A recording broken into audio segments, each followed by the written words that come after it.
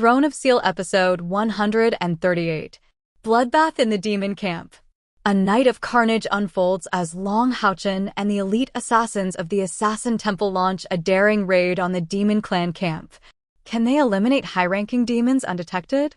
Will their covert operation remain a secret? The tension mounts as the demon gods awaken to the threat. A fierce battle erupts as Long Haochen unleashes his dazzling golden light, tearing through the enemy ranks. But a powerful demon god, the Cyan Demon Cavalry Mo Xia, joins the fray. Can Long Haochen escape his wrath and secure victory for the humans? It was a dark and windy night. Long Haochen and the assassins were about to embark on a night of carnage. Shang Yu snorted coldly at Shang Lingxing, whose temperament he knew well. He had always opposed Shang Lingxing's proposed sneak attack on the Demon Clan, fearing heavy losses and wanting to avoid leaving his great-granddaughter a ruined and crippled assassin temple. However, Shang Lingxing felt Long Haochen's arguments were sound. Shang Yu admitted the situation had changed and their strategy needed adjustment. A strong killing intent flashed in his eyes. Overjoyed, Shang Lingxing asked if Shang Yu now agreed to the operation. Shang Yu slowly stood up, glanced at the sky, and decided to act that night. He instructed Shang Lingxing to gather all the Xia Knights and Xia Yin assassins in the courtyard. Lan Yanyu felt this was too hasty and suggested a more long-term plan. Shang Yu proudly declared that an assassin's attack must be unexpected and that a truly powerful assassin always has a detailed plan, regardless of the situation. If his comrades still needed preparation for an assassination mission, they didn't deserve to be the elite of the Assassin Temple. Shang Yu tasked Shang Lingxing and his wife with mobilizing the troops and preparing the defenses, with Long Haochen, Han Yu, and Kair assisting. Long Haochen requested to join the mission, suggesting the senior assassins might need a shield. Han Yu and Kair expressed the same desire. After some consideration, Shang Yu agreed to let Long Haochen and Kair go, but insisted Han Yu stay behind. The raid required speed, and Han Yu's lower cultivation level meant speed was not his strength. Although disappointed, Han Yu understood and reluctantly stepped back. Shang Yu looked at Long Haochen's crystal pedestal, but before he could speak, Long Haochen produced a large black cloak and covered himself, his aura vanishing. Shang Yu smiled, thinking the young man was already well-versed in covert operations. 11 Xia Knights, 21 Xia Yin assassins, along with Long Haochen and Kair, made a total of 34 individuals.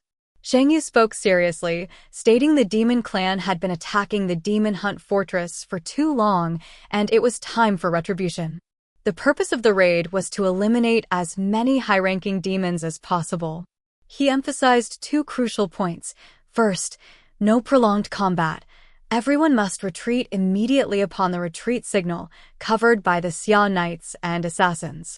Second, do not attempt to kill any demon gods. They were too difficult to eliminate. Their targets were demons of rank 5 and above. Concealment was paramount. With that, Shang Yu took the lead and flew out, followed by the other assassins, vanishing like phantoms.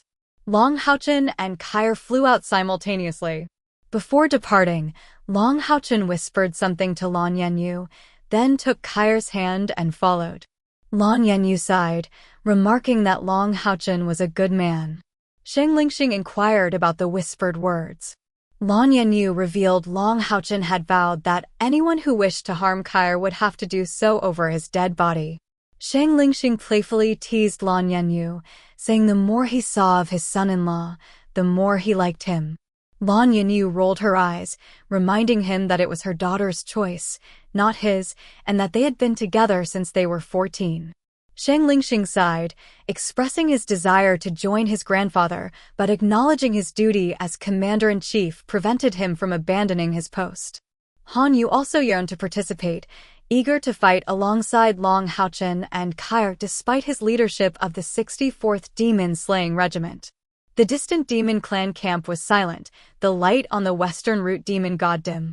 After leading everyone out of the Demon Hunt Fortress, Shang Yu assigned tasks in a dark corner outside the city.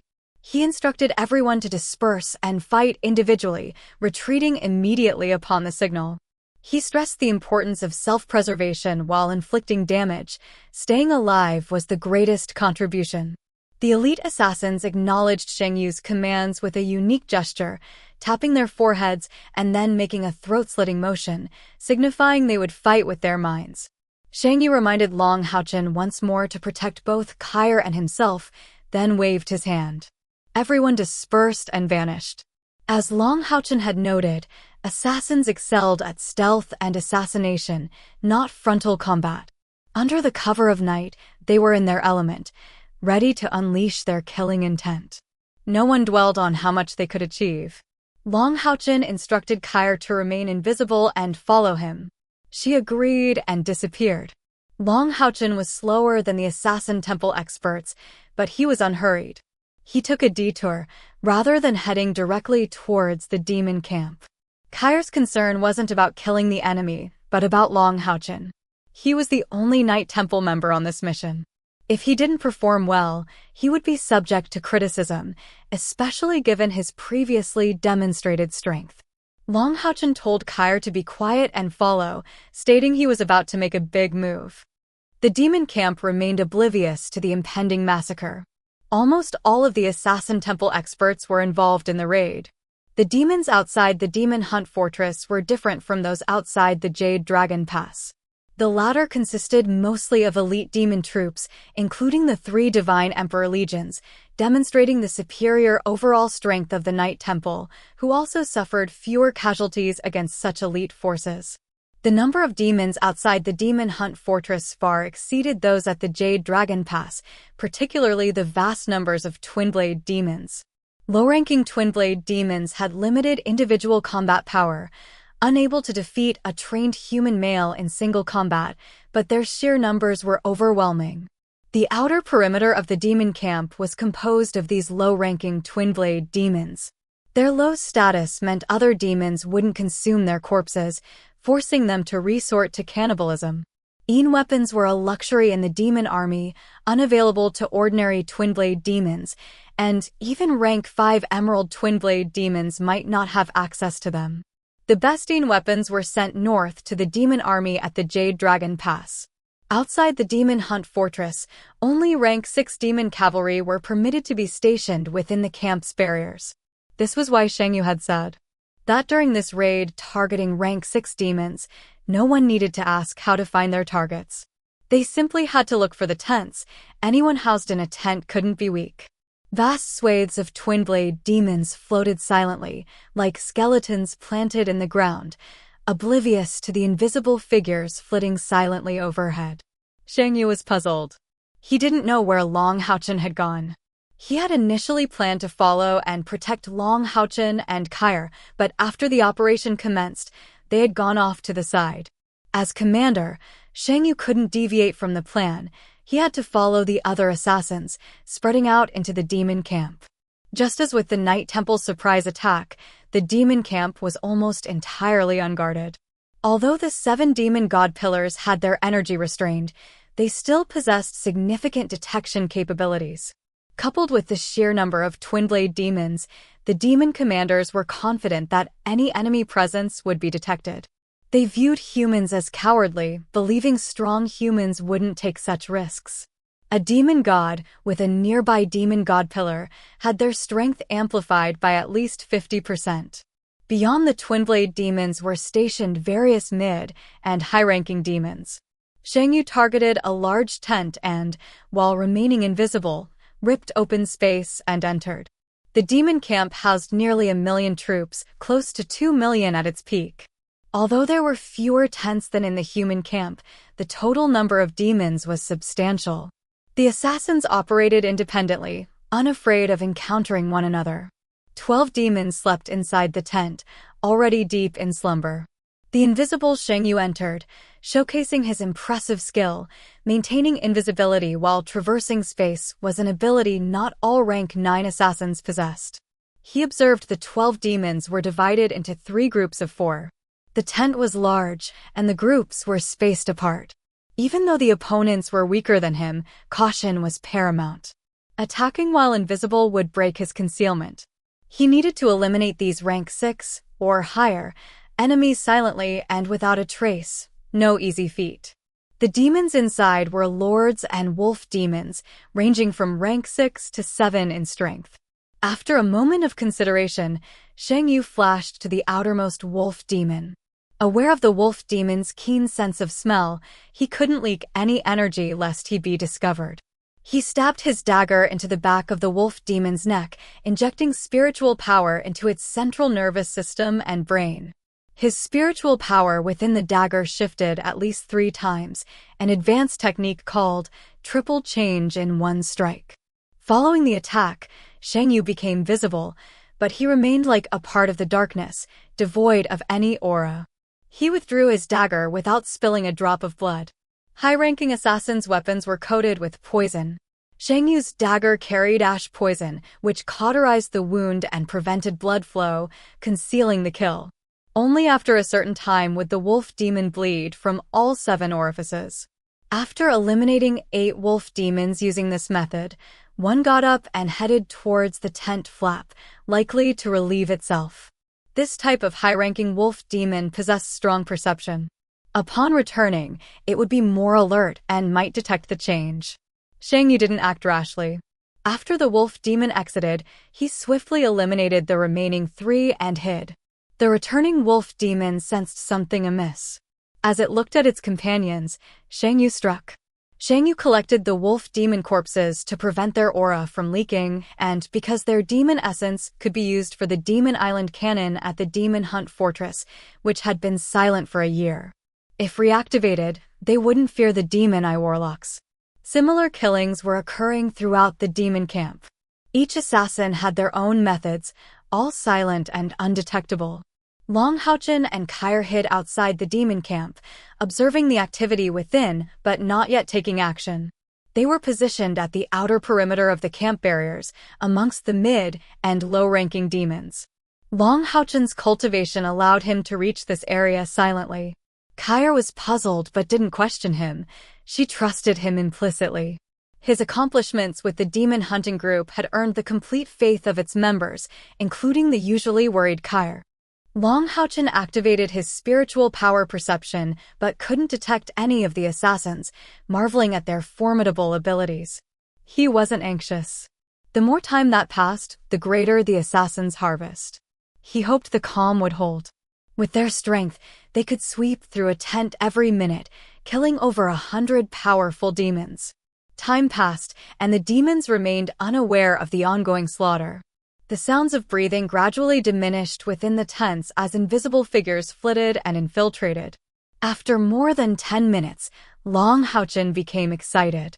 The targets of this operation were not ordinary demons.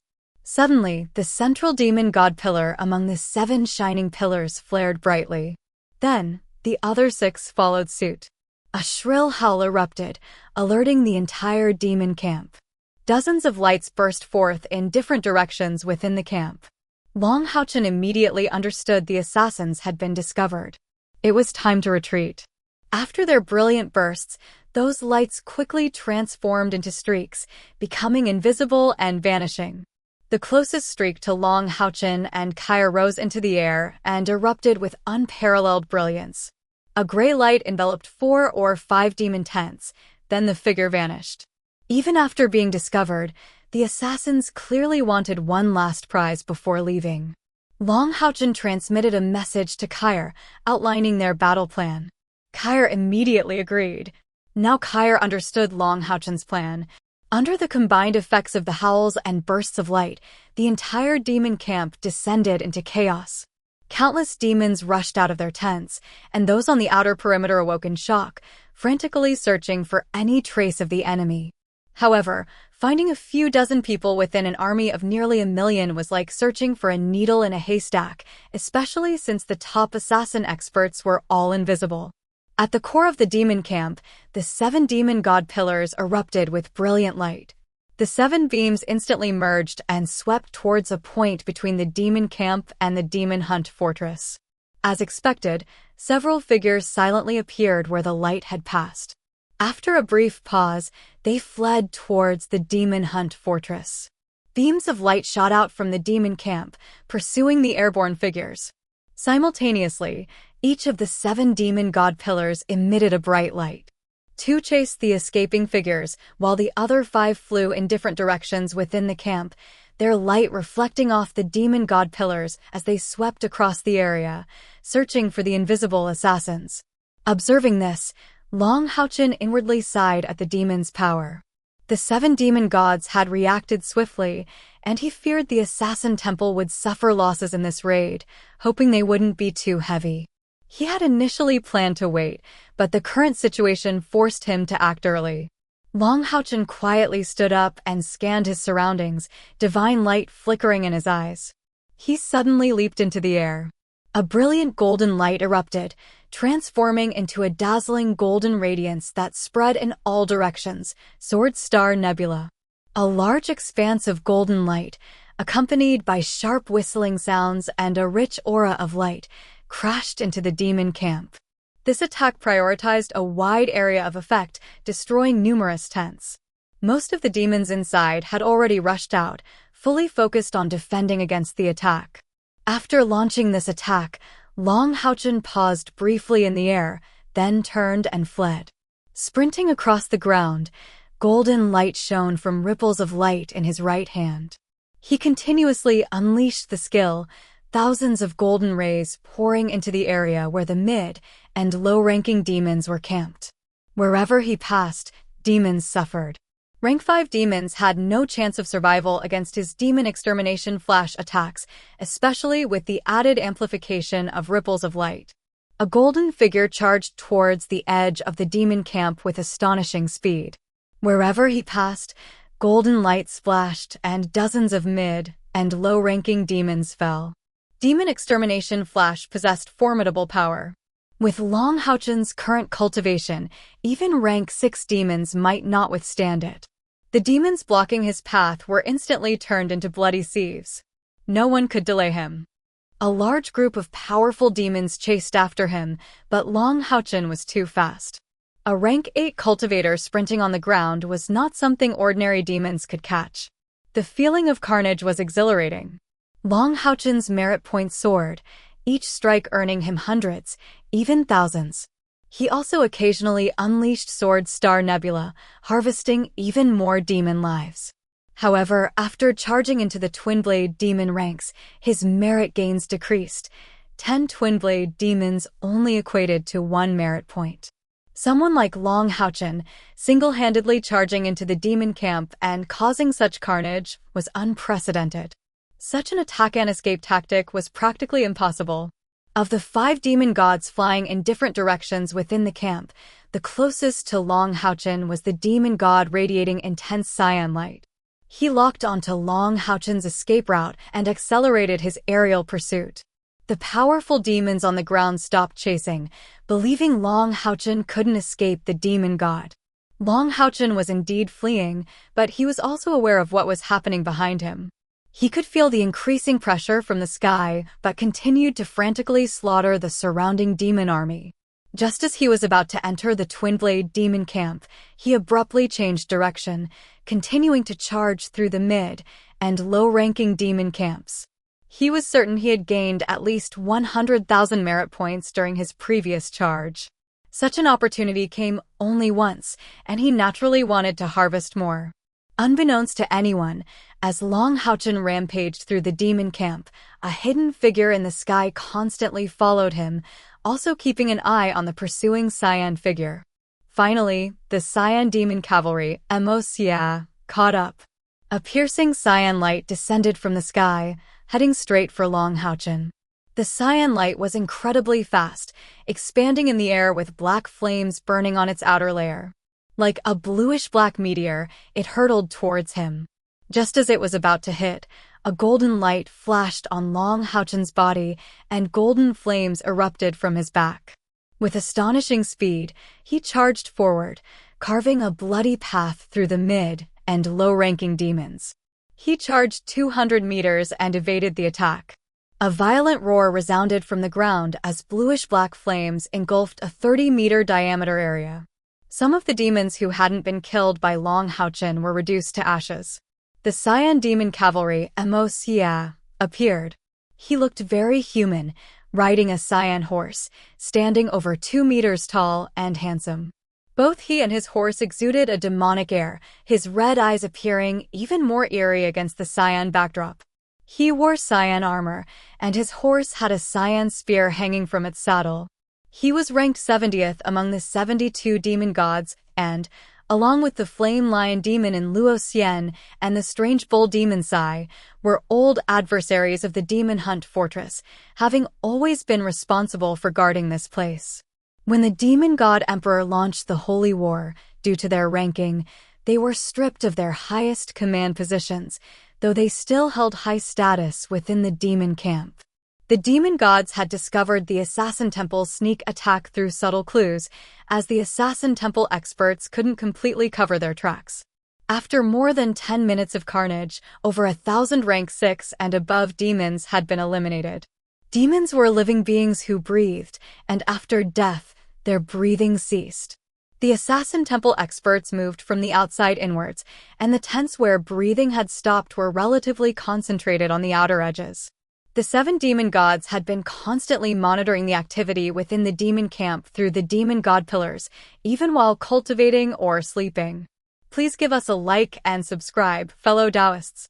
Let's continue our chat in the next episode.